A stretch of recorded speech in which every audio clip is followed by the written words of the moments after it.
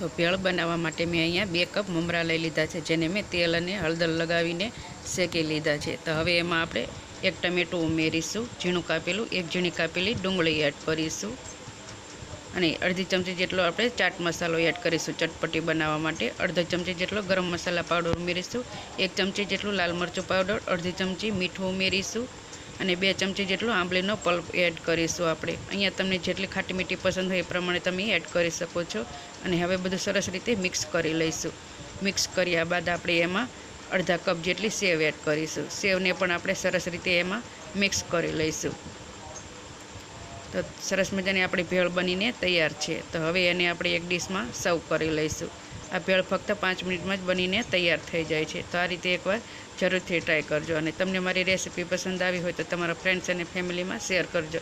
ઉપરથી આપણે થોડીક આંબલીની ચટણી અને સેવ ઉમેરીને સર્વ કરી લઈશું।